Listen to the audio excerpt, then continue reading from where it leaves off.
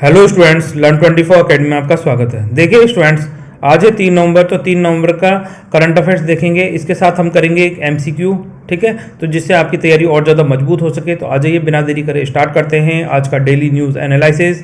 देखिए स्टूडेंट्स, यहाँ पर पहली खबर है आपके लिए कि जो महुआ मोहित्रा हैं, इन्होंने जो अपोजिशन एमपीज़ हैं उनके साथ मिलकर एथिक्स कमेटी की मीटिंग से वॉकआउट किया, ठीक है। तो यहाँ पर क्या है, इन्होंने वॉकआउट क्यों किया? क्योंकि देखो, जो सत्ताधारी दल था वो इनसे पर्सनल क्वेश्चन पूछ रहा था, जो कहीं ना कहीं जो पार्लियामेंट का डेकोरम है उसको खराब करता है, ठीक है। जब आप पार्लियामेंट में बैठे, कोई पब्लिक प्लेस में बैठे, तो वहाँ पे आप पब्लिक क्वेश्चन कर सकते हैं, पर्सनल क्वेश्चन कैसे कर सकते हैं, ठीक है। तो ये जो एथिक्स कमेटी होती है, यहाँ से आपसे क्वेश्चन पूछे जा सकते हैं एग्जाम में, ठीक है। ये नहीं पूछा जाएगा महुआ मोहित्रा ने क्यों वॉकआउट किया, ठीक है। तो अब जो एथिक्स कमेटी है, ये सबसे पहले राज्यसभा में इंट्रोड्यूस की गई थी 1997 के अंदर, ठीक है। ये थोड़ा सा ध्यान रख सकते हैं। अब देखिए, जो एथिक्स कमेटी होती है, इसका कार्य क्या होता है? इसका कार्य होता है, जो लोकसभा हैं, राज्यसभा हैं, या फिर लेजिस्लेटिव असेंबली के जो मिनिस्टर्स होते हैं, एमपीज होते हैं, ठीक है, तो इनके क्या है, नैतिक अनैतिक आचरणों की शिकायतों को रजिस्टर्ड करना, ठीक है। जो अगर जैसे मान लीजिए कोई सदस्य है, वो नैतिकता नहीं दिखा रहा है ना, अनैतिक तरीके से बिहेव कर रहा है, तो उसके अगेंस्ट में कार्रवाई भी की जा सकती है। जो पार्लियामेंट है या फिर लेजिस्लेटिव असेंबली है, इसमें किस तरीके से किसी पार्लियामेंटेरियन को एक्ट करना चाहिए, उसके लिए मॉडल कोड ऑफ कंडक्ट का निर्धारण किया जाता है ना, लोग ये एथिक्स कमेटी के द्वारा, ठीक है। तो देखो, ये राज्यसभा में तो 1997 के अंदर इंट्रोड्यूस की गई थी। ये लोकसभा के अंदर सर्वप्रथम सन 2000 के अंदर इसे इंट्रोड्यूस किया गया, और इसे लोकसभा का परमानेंट पार्ट सन 2015 में बना दिया गया, ठीक है। यहाँ से एग्जाम में क्वेश्चन पूछा जा सकता है, तो थोड़ा सा इसको ध्यान रखें, ठीक है। तो जो सन 2000 में इंट्रोड्यूस किया गया था, तो ये लोकसभा के स्पीकर थे जीएमसी बाला योगी, ठीक है। तो ये थोड़ा सा ध्यान रख सकते हैं। बाल योगी जो एट द टाइम सन 2000 में स्पीकर हुआ करते थे लोकसभा के, उनके द्वारा इसको इंट्रोड्यूस किया गया था, और 2015 में इसे क्या हुआ, permanent part of the house बना दिया गया, ठीक है।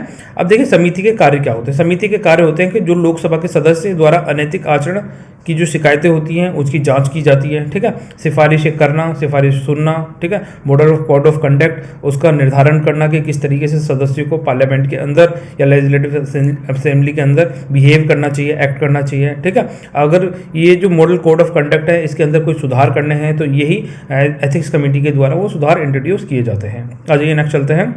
अब देखिए, दूसरी खबर है ऑथर नंदिनी दास, ठीक है। तो जो नंदिनी दास हैं, इन्हें वर्ष 2023 का ब्रिटिश अकेडमी बुक प्राइज दिया गया है, ठीक है।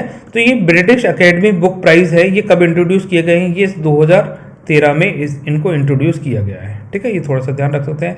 तो ये जो British book of academy prize है, ये किस लिए दिए जाते हैं? तो जो ग्लोबल कल्चरल अंडरस्टैंडिंग के लिए दिए जाते हैं। अगर किसी ने कोई लिटरेरी वर्क किया है ग्लोबल कल्चर को रिप्रेजेंट करते हुए, ठीक है, उसकी अंडरस्टैंडिंग, उसकी समझ पैदा करते हुए कि भाई जो दुनिया भर का जो कल्चर है, या फिर अपने किसी पर्टिकुलर कल्चर को रिप्रेजेंट कर रहा है, ठीक है, तो उसके लिए अकेडमी अवार्ड देती है। अब जो नंदिनी दास हैं, ये नंदिनी दास गुप्ता है ना, तो ये नंदिनी दास क्या है? ये प्रोफेसर है इंग्लिश की, ठीक है, इंग्लिश फैकल्टी की है यूनिवर्सिटी ऑफ ऑक्सफोर्ड के अंदर, और इन्होंने ये बुक लिखी है, ठीक है। तो ये बुक का टाइटल क्या दिया गया है? कोर्टिंग इंडिया, ठीक है। कोर्टिंग इंडिया कौन सा?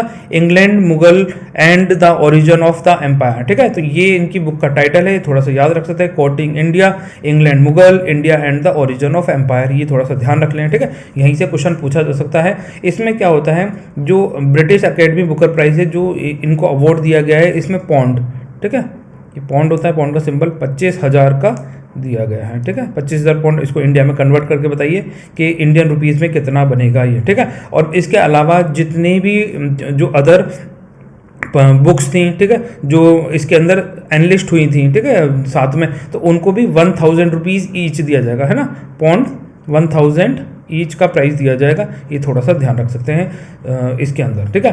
तो अब ये जो है, ये जो कोर्टिंग इंडिया, इसके अंदर क्या था, इन्होंने ये बताया है कि जब सर थॉमस रो इंडिया में आए थे, मुगल कोर्ट के अंदर गए थे, ठीक है, वहाँ किस तरीके से उन्होंने अपनी बात रखी थी, किस तरीके से उन्होंने फरमान जारी करवाया था। तो ये मुगल कोर्ट का जो सिनेरियो था, वो चीज़ रिप्रेजेंट करी है इन्होंने अपनी बुक के अंदर, ठीक है। ये थोड़ा सा ध्यान रख सकते हैं। आगे चलते हैं नेक्स्ट खबर में, जहाँ से आपसे क्वेश्चन पूछा जा सके। अब देखिए, यहाँ पर ये है खोजी कोडे कहाँ पर है? केरला के अंदर, ठीक है। कोझिकोड केरला की एक सिटी है और ग्वालियर एमपी की एक सिटी है। इन दोनों को क्या किया गया है, क्रिएटिव सिटी यूनेस्को की, ठीक है, क्रिएटिव सिटी में इन दोनों को जगह मिली है, ठीक है, इनको इंक्लूड किया गया है। Kozhikode Kerala and Gwalior in MP Pradesh made the prestigious creative city list, UNESCO के अंदर इनको मतलब एंटर किया गया है ना। अब ये क्या काम करती हैं जो क्रिएटिव सिटी हैं यूनेस्को की, तो ये क्या है, लिटरेचर, म्यूज़िक, है ना, तो इस फील्ड में अगर उनका कोई योगदान है इन सिटीज़ का तो इनको लिया जाता है ना। यूनेस्को इनको क्या है, शामिल करता है क्रिएटिव सिटी में, वर्ल्ड सिटी के अंदर, जिससे क्या होता है ग्लोबल कल्चर के रूप में इसको रिप्रेजेंट किया जा सके, ठीक है, दुनिया भर में ये दिखाया जा सके कि भाई ये सिटीज़ कितना अच्छा कार्य कर रही हैं। तो इसके लिए ये सिटीज़ को एंटर किया गया है। अब क्या है, जो ये दोनों सिटीज़ हैं इनको जो यूनेस्को की कॉन्फ्रेंस होगी बर्गा पेरेग्यू में, है ना, बर्गा पोर्चुगल के अंदर, बर्गा पोर्चुगल के अंदर सन 2024 के अंदर, ठीक है, 1 से 5 जुलाई 2024 में कॉन्फ्रेंस की जाएगी यूनेस्को की, कहाँ पे, पोर्चुगल के अंदर। तो वहाँ ये दोनों सिटीज़ को इनवाइट किया गया है कि आप आइए साथ में, और जो अदर सिटीज़ इंक्लूड की गई हैं उन सबको भी इन्वाइट किया गया। अब देखिए ये जो यूनेस्को है, इस यूनेस्को के बारे में आपको थोड़ा सा पता होना चाहिए कि ये यूनेस्को क्या कार्य करती है, ठीक है। तो ये देखो, यूनेस्को जो है United Nation Education and Scientific Cultural Organisation है। ये एक स्पेशलाइज एजेंसी है यूएन की, जिसका मेजर काम होता है दुनिया भर में पीस एंड सिक्योरिटी एस्टेब्लिश करना, है ना, cooperation, education, art and science के फील्ड में काम करना, जिससे क्या हो, दुनिया भर में शांति का माहौल और पीसफुल माहौल डेवलप किया जा सके, ठीक है। तो अब इसके अंदर क्या है, 194 मेंबर्स हैं, जिसमें से 12 एसोसिएट मेंबर्स हैं। ये थोड़ा सा पूछा जा सकता है कि यूनेस्को में कितने मेंबर्स हैं, कई बार पूछ लेता है। तो 194 मेंबर्स हैं, जिसमें government, inter government and private sectors include होते हैं, ठीक है। इसका हेडक्वार्टर पेरिस, फ्रांस के अंदर है यूनेस्को का, ठीक है। यूनेस्को में 53 रीजनल फील्ड्स हैं एंड 199 नेशनल कमीशंस हैं, ठीक है। तो इसकी फाउंडेशन हुई थी 16 नवंबर 1945 को, ठीक है। ये इंपॉर्टेंट है कि ये यूनेस्को की फॉर्मेशन कब हुई थी। इसकी फॉर्मेशन हुई थी 16 नवंबर 1945 को। अभी देखो नवंबर चल रहा है और 16 नवंबर को यूनेस्को का बर्थडे आ जाएगा एक तरीके से, ठीक है। और इसके अभी जो डायरेक्टर हैं वो कौन है, ऑड्रे अजूले इसके अभी डायरेक्टर हैं एट प्रेजेंट में। आज ये नेक्स्ट चलते हैं। अब देखिए थर्ड खबर है यहाँ से, more then 97% of 2000 notes have been return, ठीक है। तो क्या है, ये आरबीआई ने 19 मई 2023 को 2000 के जो नोट्स थे उनको डिसकंटिन्यू कर दिया था, ठीक है। फिर उसमें दिया गया था कि 30 सितंबर 2023 तक इन नोटों को आपको रिप्लेस कर देना है, मतलब आप बैंक में जमा करा दीजिए और उनके बदले में आप नए नोट ले सकते हैं, ठीक है। फिर बाद में इसकी डेट बढ़ाकर 31 अक्टूबर कर दी गई थी, ठीक है, 31 अक्टूबर कर दी गई थी, जो अब अभी चली गई है। उसके बाद में आरबीआई ने एक नया नोटिफिकेशन दिया है कि जो 2000 के जो नोट हैं ये लीगल टेंडर बने रहेंगे, ठीक है। ये इनको आप ऐसे नहीं बोल सकते कि ये इलीगल हो गए, ये लीगल टेंडर बने रहेंगे और आप अभी भी इनको जाकर कहीं, मतलब बैंक में जाकर अगर आप चाहें तो इनको एक्सचेंज करा सकते हैं, ठीक है। तो ये वाली बात इसमें बताई गई है, ठीक है। आ जाइए आगे चलते हैं। अब देखिए नेक्स्ट खबर है एससी कॉलेजियम, ठीक है। Supreme court collegium proposes new chief justice for 3 high courts, ठीक है। तो तीन नए हाई कोर्टों के लिए 3 नए जस्टिस सुप्रीम कोर्ट ने रिकमेंडेड किए हैं, जो सुप्रीम कोर्ट की कॉलेजियम सिस्टम है, ठीक है। तो हमें ये क्या है, कॉलेजियम सिस्टम से क्वेश्चन पूछा जा सकता है। उससे पहले ये देख लेते हैं कि 3 नए हाई कोर्ट की जजेस किन किन को बनाया गया है, ठीक है। तो ये उत्तराखंड में, ओडिशा के और मेघालय के 3 हाई कोर्ट के नए चीफ जस्टिसों का अपॉइंटमेंट किया गया है कॉलेजियम सिस्टम के द्वारा। तो उत्तराखंड के किसको बनाया गया है, उत्तराखंड के बनाए गए हैं जस्टिस ऋतु भारी, ठीक है। जस्टिस ऋतु भारी उत्तराखंड के हाई कोर्ट के नए चीफ जस्टिस बनाए गए हैं, ये थोड़ा सा ध्यान रख सकते हैं, 1 नंबर पे, ठीक है। दूसरे बनाए गए हैं चक्रधारी शरण सिंह, ठीक है। तो ये उड़ीसा के चीफ जस्टिस बनाए गए, उड़ीसा हाई कोर्ट के चीफ जस्टिस किसको बनाया गया, चक्रधारी शरण सिंह को बनाया गया। और तीसरे बनाए गए हैं मेघालय के बनाए गए हैं जस्टिस विद्यानाथन, इनको बनाया गया है, जस्टिस एस विद्यानाथन को मेघालय हाई कोर्ट का चीफ जस्टिस बनाया गया है। तो ये 3 थोड़ा सा याद रख सकते हैं। इसके अलावा देखो हमारे जो इंडियन कॉन्स्टिट्यूशन है उसमें आर्टिकल है 217, तो इसमें क्या बताया गया, अपॉइंटमेंट ऑफ हाई कोर्ट जजेस के लिए आर्टिकल 217 है, ठीक है। तो इसके अंदर ये बताया गया कि जो अपॉइंटमेंट किया जाता है वो किसके द्वारा किया जाता है, प्रेसिडेंट के द्वारा किया जाता है। प्रेसिडेंट किससे कंसल्ट करता है, chief justice of India and the governor से कंसल्ट करने के बाद में जो चीफ हाई कोर्ट के जो जजेस होते हैं उनका अपॉइंटमेंट अपॉइंटमेंट किया जाता है, ठीक है। तो ये थोड़ा सा ध्यान रख सकते हैं। इसके अलावा जो अदर देन चीफ जस्टिस होते हैं, उन अदर देन चीफ जस्टिस मतलब अदर जो जजेस होते हैं हाई कोर्ट के, उनके लिए क्या होता है, एक कॉलेजियम सिस्टम है जिसमें CJI एंड 2 सीनियर मोस्ट जजेस मिलके उनको अपॉइंटमेंट करते हैं, ठीक है। आज ये नेक्स्ट चलते हैं, थोड़ा सा और इसे डिटेल में समझते हैं। अब देखिए, हम हाई कोर्ट से रिलेटेड कुछ आर्टिकल्स हैं जो आपके एग्जाम पॉइंट ऑफ व्यू से बहुत ज़्यादा इंपॉर्टेंट है, इनको इंपॉर्टेंट मार्क कर लीजिए। यहाँ से कई बार क्वेश्चन पूछा जा सकता है। जैसे आर्टिकल 214, इसमें हाई कोर्ट ऑफ 4 स्टेट्स की बात करी गई है कि स्टेट्स के लिए हाई कोर्ट होंगे, ठीक है। 215 में बात की गई है कि हाई कोर्ट के जो ऑर्डर्स होते हैं वो कोर्ट ऑफ रिकॉर्ड की तरह कार्य किए जाते हैं, है ना। उनको आप है ना जो लोअर कोर्ट हैं उनको इस्तेमाल कर सकते हैं कि इस केस में ये जजमेंट दिया गया तो हम भी सेम जजमेंट इस केस में दे सकते हैं, ठीक है। Article 216 constitution of high court दिया गया कि हाई कोर्ट का किस तरीके से निर्माण किया जाएगा। आर्टिकल 217 में बताया गया appointment and conditions of the office of the जजेस ऑफ द हाई कोर्ट, है ना। इनका टेन्योर, रिमूवल ऑफ द जजेस ये बताया गया है, and the process of removal of the follows, किस तरीके से उनको रिमूव किया जा सकता है, ठीक है। And qualification of the high court जजेस की जो क्वालिफिकेशन है वो इसमें बताई गई है आर्टिकल 217 के अंदर, ये थोड़ा सा ध्यान रख सकते हैं, ठीक है। आर्टिकल 219 में ओथ बताई गई है एंड अफर्मेशन ऑफ द जजेस ऑफ द हाई कोर्ट। 219 के अंदर याद रखें 219, ठीक है। तो इसके अंदर ओथ लेंगे, शपथ लेंगे। 220 के अंदर restrictions on practice after being a permanent जज, जब जज बन जाएंगे तो आप फिर है ना एज एन प्रैक्टिस नहीं कर सकते हैं, ठीक है। 221 में सैलरी बताई गई है, ठीक है। 222 में ट्रांसफर ऑफ जजेस from the high court to another, एक कोर्ट से दूसरे कोर्ट में इनके ट्रांसफर को बताया गया। 222 देखो 2 कैसे याद रखेंगे, 2 ठीक है, 3 बार 2 लिखिए। अब दोनों सेम है, ये भी हाई कोर्ट है, ये भी हाई कोर्ट है, ये भी हाई कोर्ट, इस हाई कोर्ट से इस हाई कोर्ट में, इस हाई कोर्ट से इस हाई कोर्ट में, ऐसे याद रखने के लिए ट्रिक बनाएंगे तो आपको याद रह जाएगा। 2 आर्टिकल्स हैं, ठीक है। तो 222 के अंदर क्या होगा, ट्रांसफर ऑफ द जजेस की बात कर रहा है। 223 appointment of acting chief justice. 224 appointment of additional and acting जजेस। 224A में अपॉइंटमेंट एंड रिटायर्ड जजेस sitting of A high court, ठीक है। 225 में jurisdiction and power of the high court की बात करता है कि भाई क्या इनका ज्यूरिडिक्शन रहेगा, क्या पावर रहेंगी, ठीक है। 226 में power of the high court to issue certain writs, ठीक है। तो ये थोड़ा जो 226 जो आर्टिकल है ये हमने कई बार डिस्कस भी किया है, ठीक है। यहाँ पे नहीं किया तो क्या हुआ, वहाँ पे किया है, ठीक है। तो आर्टिकल 32 सुप्रीम कोर्ट को पावर देता है, ठीक है। और यहाँ पर 226 किसको पावर देता है, हाई कोर्ट को पावर देता है टू जो इशू रिट्स होती हैं उस पर इशू करने का, ठीक है। रिट्स इशू करने की पावर हाई कोर्ट को कौन से आर्टिकल में दी जाती है, 226 के अंदर दी जाती है। सुप्रीम कोर्ट को कौन से आर्टिकल में दी जाती है, 32वें में दी जाती है, ठीक है। तो राइट टू इशू रिट्स, ठीक है। ये दोनों याद रख सकते हैं, यहाँ से क्वेश्चन पूछे जाते हैं, काफ़ी इंपॉर्टेंट है ये वाला आर्टिकल 226 है ना, और 32। Article 227 power of superintendence over all court by high court, ठीक है। Transfer of certain cases to the high court, article 228 में बताया। 229 में officer and servants of the experience of the high court बताए गए, ठीक है। 230 में बताया गया extension of the jurisdiction of the high court to certain union territories.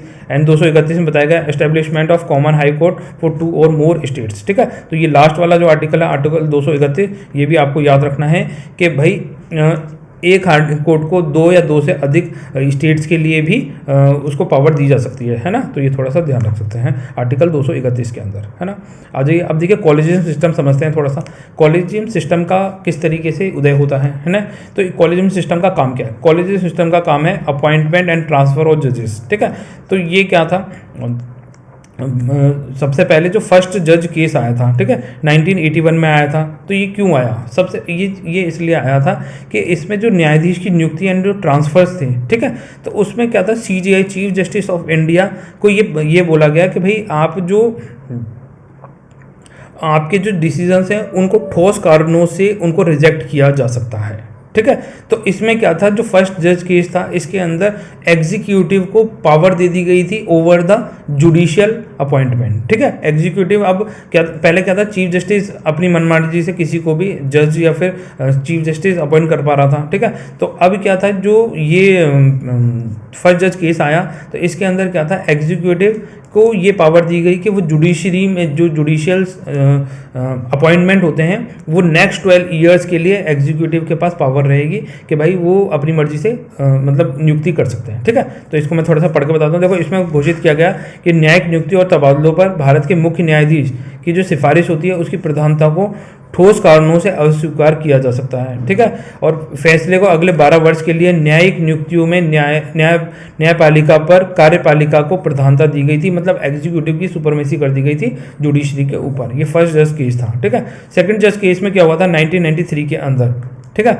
इसके अंदर ये कहा गया था कि इसमें जो सुप्रीम कोर्ट का जो कॉलेजियम प्रणाली है उसकी शुरुआत की गई थी, और ये मानते हुए कि परामर्श का वास्तव में मतलब सहमति है, ठीक है। परामर्श जो भी दे रहा है, जो चीफ जस्टिस ऑफ इंडिया से डिस्कस करके जो सुप्रीम अदर जजेस या फिर हाई कोर्ट ऑफ जजेस की जो नियुक्ति की जाती है, ठीक है। अदर जजेस हो गए और chief justice of high court, उसको उनकी जो नियुक्ति की जा रही है उसको क्या मानेंगे, उसको परामर्श मानना मानकर उसको सहमति मानेंगे कि उन्होंने क्या करा है यहाँ पर जो जजेस का अपॉइंटमेंट कर रहे हैं वो अदर जजेस के साथ में कंसल्टेशन करके उसकी नियुक्ति की जा रही है, ठीक है। तो इसमें ये कहा गया कि जो चीफ जस्टिस ऑफ इंडिया है उसकी व्यक्तिगत राय नहीं है, बल्कि सुप्रीम कोर्ट को वरिष्ठतम न्यायाधीशों के परामर्श से बनाई गई एक संस्था के द्वारा उसकी राय मानी जाएगी, ठीक है, जिसे कॉलेजियम सिस्टम बोला गया।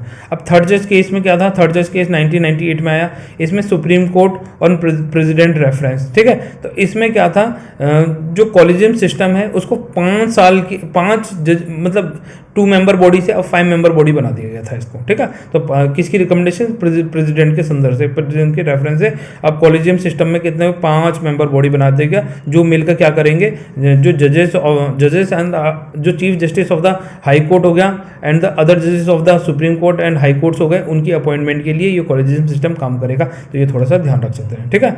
आज ये नेक्स्ट चलते हैं। अब देखिए जो कॉलेजियम सिस्टम है इसके लिए कुछ रिफॉर्म्स भी लाए गए।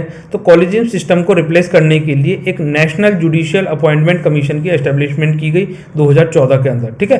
तो ये कौन से 99th कॉन्स्टिट्यूशनल अमेंडमेंट के द्वारा इसके इंट्रोड्यूस किया गया था 2014 के अंदर, नेशनल जुडिशियल अपॉइंटमेंट कमीशन, ठीक है। अभी कॉलेजियम सिस्टम चल रहा है अपॉइंटमेंट के लिए, अब नेशनल जुडिशियल अपॉइंटमेंट कमीशन लेकर आ गए, ठीक है। अब ये जो कमीशन था ये क्या काम करेगा, ये अपॉइंटमेंट करेगा high court and supreme court के जो जजेस होते हैं, चीफ जस्टिस होते हैं, उनके अपॉइंटमेंट, जिससे क्या होगा ज़्यादा से ज़्यादा ट्रांसपेरेंसी लाई जा सके।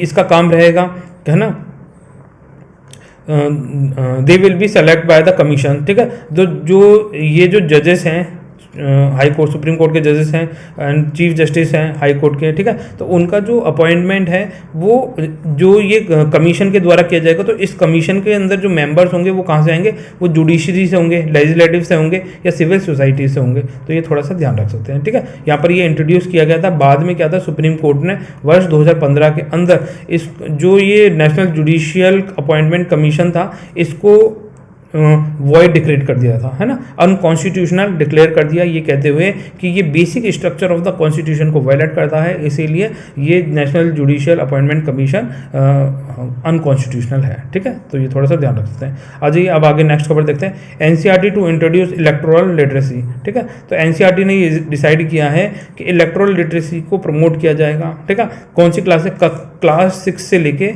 6th to 12th क्लास के अंदर आपका जो करिकुलम होगा, है ना, तो उसके अंदर जो इलेक्शंस हैं, है ना, इलेक्टोरल लिटरेसी को टेक्स्ट बुक्स के अंदर इंट्रोड्यूस किया जाएगा, जिससे लोगों के अंदर वोटिंग एजुकेशन आ सके, नॉलेज मतलब नॉलेज हो, अवेयरनेस फैले, ठीक है, जिससे क्या होगा इंडिया में वोटर्स बढ़ सकें, ठीक है, वोटिंग ज़्यादा से ज़्यादा जो वोटर्स के राइट्स हैं उसके बारे में उन्हें अवेयरनेस हो। तो इसके लिए एनसीईआरटी के द्वारा इलेक्टोरल लिटरेसी को प्रमोट किया जा रहा है। क्लास 6 से लेकर क्लास 12 के अंदर शुरुआत में इसको इंट्रोड्यूस किया जाएगा, ठीक है। बाद में कॉलेज और यूनिवर्सिटी के जो करिकुलम है उसके अंदर भी वो ये जो इलेक्शन से रिलेटेड मैटर्स होते हैं, ठीक है, जिससे वोटर्स के राइट्स होते हैं, हक होते हैं, उसको बढ़ाया जा सके, ठीक है। तो अब इसके लिए क्या है, एक इलेक्शन कमीशन के द्वारा एक systematic voter education electoral participation, ठीक है, तो इसको बोला गया स्वीप, SVEEP, ठीक है। स्वीप प्रोग्राम है, ये किसका है, इलेक्शन कमीशन ऑफ इंडिया का है। तो उसकी फुल फॉर्म यही है कि systematic voters education and electoral participation, जिससे क्या होगा ज़्यादा से ज़्यादा डेमोक्रेसी के अंदर जो वोटर्स का पार्टिसिपेशन बढ़ाया जा सके, ठीक है। तो और ये जो स्वीप प्रोग्राम है ये वोटर्स को एजुकेट करेगा, नॉलेज स्प्रेड करेगा, उनको अवेयर करेगा, ठीक है, ये प्रमोट करेगा वो एजुकेशन लिटरेसी, ठीक है, वो एजुकेशन का इलेक्शन लिटरेसी को प्रमोट करेगा। तो ये इस प्रोग्राम को स्टार्ट किया गया था वर्ष 2009 के अंदर, ठीक है, ये थोड़ा सा ध्यान रखना। ये इलेक्शन कमीशन ऑफ इंडिया का एक फ्लैगशिप प्रोग्राम है जो वोटर्स को एजुकेट करता है, स्वीप प्रोग्राम, SVEEP, ठीक है, स्वीप यहाँ पर लिखा हुआ भी रहा, ठीक है, ये पढ़ भी सकते हैं। SVEEP in schools and colleges के अंदर इसको इंट्रोड्यूस किया जाएगा, ये थोड़ा सा ध्यान रखते हैं। आज ये नेक्स्ट चलते हैं। अब देखिए स्टूडेंट, CBAM क्या है। यहाँ पर देखो, अगर ये हेडिंग लिखी हुई है will kill manufacturing in EU, तो ये हमारे जो पीयूष गोयल हैं, कॉमर्स एंड इंडस्ट्रियल मिनिस्टर, इन्होंने ये स्टेटमेंट दिया है कि CBAM को अगर इंट्रोड्यूस किया जाता है तो इससे जो यूरोपियन यूनियन का जो मैन्युफैक्चरिंग है वो खत्म हो जाएगी, वो नष्ट हो जाएगी, है ना। और इंडिया पर इस तरीके के जो कार्बन टैक्स लगाए जाएंगे तो वो कहीं ना कहीं इनजस्टिसेबल होंगे, क्योंकि यूरोपियन यूनियन में कार्बन उत्सर्जन के पैरामीटर्स अलग हो सकते हैं, इंडिया में पैरामीटर्स अलग हो सकते हैं, तो आप इन दोनों को कैसे कंपेयर कर सकते हैं, ये वाली बात कही गई है। अब CBAM है क्या, इसको समझिए। देखो, यूरोपियन यूनियन ने अनाउंस किया है कि carbon border adjustment mechanism introduce किया जाएगा, ठीक है। तो ये कार्बन बॉर्डर एडजस्टमेंट मैकेनिज्म क्या है, इसको ऐसे समझिए कि जैसे मान लीजिए इंडिया है, ठीक है, इंडिया के अंदर अगर हम कोई प्रोडक्ट, एक्स प्रोडक्ट है, उसकी मैन्युफैक्चरिंग करते हैं, ठीक है, तो ये क्या करता है, 30 ग्राम कार्बन का उत्सर्जन करता है, ठीक है।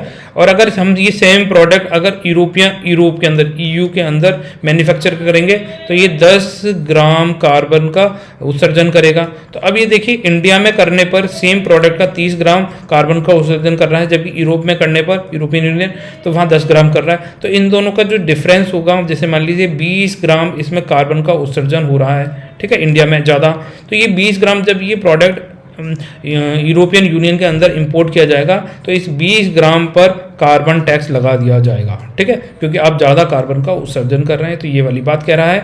तो अब क्या होगा, देखो, ये जो कार्बन टैक्स है, ये अभी ट्रांजिशनल फेज में इसे इंट्रोड्यूस किया जाएगा, अक्टूबर 2023 में इसे इंट्रोड्यूस कर दिया गया, मतलब, है ना। तो इम्पोर्ट ऑन प्रोडक्ट्स, अगर कोई भी प्रोडक्ट इंपोर्ट किया जाता है और वो कौन से प्रोडक्ट है, आर नॉट एनवायरमेंटली सस्टेनेबल और नॉन ग्रीन प्रोडक्ट्स हैं, तो उस पर इस तरीके का कार्बन टैक्स लगाया जाएगा, ये थोड़ा सा ध्यान रखें, ठीक है। इसमें जो CBAM है, इसको 20 से 35% टैक्स लगाया जाएगा सेलेक्टेड इंपोर्टेड यूनिट्स पर, ठीक है। तो 1 जनवरी 2026 से ये 20 से 35% टैक्स लगाया जाएगा यूरोपियन यूनियन के द्वारा 1 जनवरी 2026 से, ये थोड़ा सा ध्यान रख सकते हैं। इसके अलावा देखो, CBAM जो प्रोजेक्ट है, ठीक है, तो CBAM जो इनका पॉलिसी है, ये एक तरीके का टूल है जिससे क्या होगा, कार्बन एमिशंस को रिड्यूस किया जा सके, ठीक है। तो इसके लिए फिट फॉर 55 इन 2030 पैकेज एक इंट्रोड्यूस किया गया है। अब ये फिट फॉर 55 पैकेज क्या है, ठीक है। तो ये जो यूरोपियन यूनियन है, इनने ये प्लान किया है कि हम 2030 तक अपना जो 55% ग्रीन हाउस गैस एमिशन है उसको रिड्यूस कर देंगे 1990 के लेवल के बराबर, ठीक है। तो ये क्या कर रहे हैं, 2030 आने वाला 2030 तक ही क्यों करा इन्होंने, क्योंकि देखो, हमारा जो सबसे पहले था मिलेनियम डेवलपमेंट गोल्स, ठीक है, जो 2015 में एक्सपायर हो गया, ठीक है। फिर 2015 से लेके 2030 तक नए प्लान्स लेकर आए, क्या लेकर आए, सस्टेनेबल डेवलपमेंट गोल्स लेकर आए, जिसके अंदर क्या होंगे, 17 तो गोल्स हैं और 169 क्या है, 169 टारगेट्स हैं। तो इनको अचीव करने की दिशा के अंदर यूरोपियन यूनियन ने ये फिट फॉर 55 इन 2020 इंट्रोड्यूस किया गया है, जिससे वो अपने ग्रीन हाउस गैस एमिशंस हैं उनको 55% तक कम कर लें 2030 तक, ठीक है। और ये कौन से लेवल है, 1990 के लेवल तक इनको कम करना है, जिससे ये क्लाइमेट चेंज में अपना अभूतपूर्व योगदान दे सकें, उसको जो क्लाइमेट चेंज हो रहा है उसको रिड्यूस करने के लिए, ठीक है। तो आ जाइए नेक्स्ट चलते हैं। अब देखिए, यहाँ पर आपके सामने खबर है, लो on salt turning the spotlight on kidney donor, ठीक है। अब जो किडनी डोनर हैं उन पे क्या है, जब ये डोनेट करते हैं अपनी किडनी, तो क्या है, उनके अंदर जो सॉल्ट कंटेंट है वो कम हो जाता है, वो भी एक कहीं ना कहीं किसी परेशानी से जूझने लगते हैं। तो इसीलिए एक आर्टिकल छपा गया यहाँ पर, ये लो on salt turning the spotlight on kidney donor. तो किडनी डोनर्स की जो समस्या है उनको उजागर करते हुए किन चीज़ों का ध्यान रखना है ना, at the time of donating the kidney, तो ये इसके लिए पूरा आर्टिकल छपा गया है, ठीक है। तो हमारे एग्जाम में यहाँ से क्वेश्चन नहीं बनेगा, हमारे एग्जाम में क्वेश्चन यहाँ से बनता है, ठीक है। तो क्वेश्चन क्या बनेगा, जैसे ये किडनी है, तो अब ये किडनी है, ये पूरा स्ट्रक्चर है यूनिटरी सिस्टम, है ना, यूरिनरी सिस्टम, जिससे हमारे जो मलमूत्र होता है हम उसको किस तरीके से एक्सक्रीट करते हैं, तो किडनी भी एक उसमें इंपॉर्टेंट रोल प्ले करता है, ठीक है। तो ये सारी चीज़ें तो आप पढ़ सकते हैं। तो हम किडनी को पॉइंट पढ़ते हैं। देखो ये 3 पॉइंट ये नाम है, जैसे पेल्विस, मेडुला, कॉर्टेक्स, ठीक है। तो ये किडनी के इंपॉर्टेंट पार्ट है जो एक तरीके से जो हमारे जो ब्लड है उसको फिल्टर करने का काम करता है, ठीक है। तो आज ये किडनी के बारे में थोड़ी सी इन्फॉर्मेशन लेते हैं। तो each kidney of adult human measure 10 से 12 सेंटीमीटर, ठीक है। तो एडल्ट ह्यूमन के अंदर जो किडनी का साइज होता है 10 से 12 सेंटीमीटर का होता है। लेंथ 5 से 7 सेंटीमीटर हो सकती है, और जो उसकी चौड़ाई होती है 2 से 3 सेंटीमीटर होती है, ठीक है। और इसकी एवरेज जो वेट होती है वो 120 से 170 ग्राम हो सकती है, ये थोड़ा सा ध्यान रख सकते हैं। इसके अलावा जो किडनी के फंक्शन होते हैं, यहाँ से आपसे क्वेश्चन पूछा जा सकता है, तो इसका फंक्शन होता है फिल्टरिंग द ब्लड, ठीक है। तो हमारे जो ब्लड है उसको फिल्टर करने का काम करती है। जो हमारे मेटाबॉलिक वेस्ट होते हैं उनको एक्सक्रीट बाहर निकालना का काम करती है, जिसमें चाहे मलमूत्र हो, ठीक है। यूरिया एंड यूरिक एसिड को यूरिन में कन्वर्ट करती है ये, ठीक है, किडनी ही करता है, ये थोड़ा सा ध्यान रखना। यूरिया और यूरिक एसिड को ये किस में कन्वर्ट कर रहा है, यूरिन के अंदर कन्वर्ट करता है। It's secret numbers of hormones and enzymes, ये बहुत सारे हार्मोन्स एंड एंजाइम्स भी सीक्रेट करता है, जिसमें से इरिथ्रोपोटीन नाम का एक एंजाइम है, इसको ये सीक्रेट करता है, जो क्या करता है, जो रिलीज करता है, जो हाइपोक्सिया रिलीज करने के लिए जाना जाता है। हाइपोक्सिया क्या है कि हमारे अगर ब्लड बॉडी के अंदर ऑक्सीजन की कमी होती है तो ये इरिथ्रोपोटीन रिलीज करता है, ठीक है। ऑक्सीजन की कमी होगी तो ये इरिथ्रोपोटीन नाम का एंजाइम कौन रिलीज कर देगा, किडनी रिलीज करेगी। तो इसको इंपॉर्टेंट है, मार्क कर लीजिए। यहीं से क्वेश्चन पूछे जाते हैं, फिर आप सोचते हैं कहाँ से क्वेश्चन आ गए, करंट में तो हमने कभी भी नहीं पढ़े, तो करंट में ही है, करंट से आपको निकालने पड़ते हैं, ठीक है। रेनिन नाम का ये क्या है, एंजाइम प्रोड्यूस करते हैं, ठीक है, जो क्या काम करता है, कंट्रोल करता है ब्लड प्रेशर को, रेगुलेट करता है एंजियोस्टेरोन को, एल्डोस्टेरोन को, ठीक है। तो ये थोड़ा सा ध्यान रख सकते हैं। रक्तचाप को नियंत्रण करने के लिए ये एंजियोटेंसिन और एल्डोस्टेरोन नामक एंजाइम को ये रिलीज करता है रेनिन, ठीक है।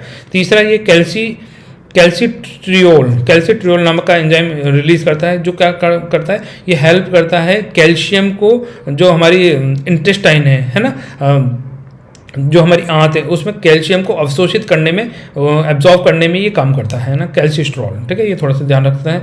इट मेंटेन, जो ये हमारी किडनी है ये मेंटेन करती है एसिड और बेस की बैलेंस को बनाए रखती है, ठीक है, बॉडी के अंदर। अगर ये पॉइंट भी आता है, मान लीजिए 4 स्टेटमेंट आते हैं और इस तरीके से पॉइंट लिखे हैं, तो आप इनको थोड़ा सा ध्यान रख सकते हैं, ठीक है। ये हमारे मेंटेन करता है वाटर एंड सॉल्ट लेवल को, किसके साथ मिलकर, पिट्यूटरी ग्लैंड के साथ मिलकर, जो हमारे शरीर का पानी है, जो हमारे शरीर में नमक है, उसको मेंटेन करने का भी काम करती है हमारी किडनी, ठीक है। तो ये कुछ इंपॉर्टेंट फंक्शंस हैं किडनी के, तो आपको याद रखने, जो एग्जाम में पूछे जा सकते हैं। आ जाइए, आप देखिए क्वेश्चन है आपके लिए, होमवर्क का क्वेश्चन है। इस क्वेश्चन का आंसर आपको कमेंट सेक्शन में लिखना है। तो बताइए, what is the name of the Indian born author who won the 2023 British Academy Booker Prize for the global cultural understanding, ठीक है। तो आपके सामने 4 ऑप्शन है, नंदिनी दास, अरुंधति रॉय, झुंपा लहरी और किरण देसाई, ठीक है। तो इसका आंसर आप कमेंट सेक्शन में लिखें। तो फिर स्टूडेंट मिलते हैं नेक्स्ट लेक्चर में। अगर आपको वीडियो पसंद आता है तो वीडियो को लाइक एंड शेयर कर दीजिए, चैनल को सब्सक्राइब कर लीजिए। आपकी कोई क्वेरीज हैं, कोई सजेशन है तो उसके बारे में आप कमेंट सेक्शन में लिख सकते हैं, ठीक है स्टूडेंट्स। तो फिर मिलते हैं नेक्स्ट लेक्चर में, तब तक के लिए बाय। आप सब लोग खुश रहिए और मैं आशा करता हूँ कि आप सब लोग बहुत अच्छे से अपनी तैयारी कर रहे होंगे, ठीक है।